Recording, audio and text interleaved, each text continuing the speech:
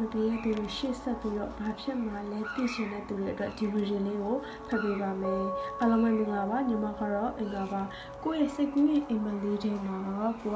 ကိုချစ်တဲ့သူနဲ့ကိုနဲ့ပြီးလို့ရှာမီမီလေးပေါ့နော်ခလေးလေး2ယောက်နဲ့ပျော်ရွှင်တဲ့စိတ်အိမ်မျိုးလိုချင်တဲ့ဖန်နီးချင်တဲ့တာယာမိသားစုကိုတိဆောက်ချင်တဲ့သူတွေဒီဗီဒီယိုလေးကိုနားထောင်နေတာပဲဖြစ်ပါတယ်ကိုယ့်ရဲ့စိတ်ကူးရဲ့အိမ်မက်လေးထဲမှာကိုချစ်တဲ့သူနဲ့အိမ်လေးနဲ့အဲ့လိုမျိုးအေးချမ်းချမ်းငြင်းငြင်းဘာအနောက်အရှက်ဘာအတားအဆီးမှမရှိဘဲနဲ့တသားမီမီလေးတွေမိကိုနဲ့တူတဲ့တသားလေးကိုချစ်တဲ့သူနဲ့တူတဲ့မီမီလေးအဲ့လိုပေါ့နော်တသားလေးမီမီလေးတွေနဲ့ပျော်ရွှင်ခြင်းနဲ့ပျော်ရွှင်ပြီးတော့အေးချမ်းချမ်းလေးဘာအပူပင်မှမရှိဘဲနဲ့ဒီဘဝကြီးကိုဖက်တမ်းခြင်းနေတဲ့သူတွေဒီဗီဒီယိုလေးကိုအခုနားထောင်နေပါတယ်ကိုကအဲ့လိုလူမျိုးဆိုရင်ဆက်ပြီးတော့နားထောင်ပေးပါ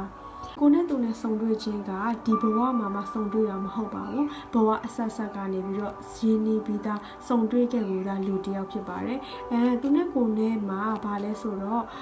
သူကအပူဆိုရင်ကိုကအေးဆိုသူကအပူအဲ့လိုအပူနဲ့အေးပေါ့နော်နှစ်ယောက်ကဆက်နေမှဖြစ်နေအောင်နော်ကိုက introvert သူက extrovert အဲ့လို introvert extrovert အပူနဲ့အေးအဲ့လိုပေါ့နော်တယောက်နဲ့တယောက်အကြိုက်မတူတာမျိုးတွေကြောင့်အဆင်မပြေတာတွေညှိလို့မရတာတယောက်နဲ့တယောက် love language မတူတာမျိုးတွေကြောင့်အချစ်ကိုချစ်ပင်မဲ့သူကအချစ်မခံရတယ်လို့သူချစ်ပင်မဲ့ကိုကအချစ်မခံရတာမျိုးတွေဖြစ်နေတာတွေ့ရပါတယ်ကိုကပျော်ရွှင်နေခြင်းနဲ့ဒါပေမဲ့အဆင်မပြေမှုတွေများနေတယ်ဟိုညှိလို့မရဘူးအဖြူနဲ့မဲဖြစ်နေတာမျိုးတွေနောက်ပြီးတော့တိုက်မတူတာမျိုးတွေဖြစ်နေတယ်ဒါကြောင့်မလို့ကိုမှ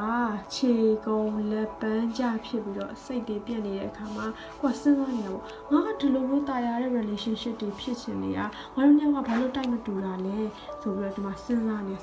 တဲ့အခါမှာအခုရောက်နေတဲ့နေရာပေါ့နော်စဉ်းစားနေတဲ့နေရာမှာအိမ်မှာကအားပေးချင်ပါတယ်လက်မလျှော့ပါနဲ့ကိုတကယ်ချစ်တဲ့သူနဲ့ကိုကတကယ်ပျော်ရွှင်နေခြင်းနဲ့ဆိုရင်သူ့ရဲ့ love language ကဘာလဲသိအောင်စူးစမ်းပါကိုကလည်းကိုအာရုံစိုက်ပြီးတော့ငါဘာဖြစ်နေရလဲငါဘာလိုချင်နေရလဲကိုပြန်ပြီးတော့ယုံကြည်မှုတွေနဲ့ကိုပြန်အားပေးပါကြောင့်လို့ကိုက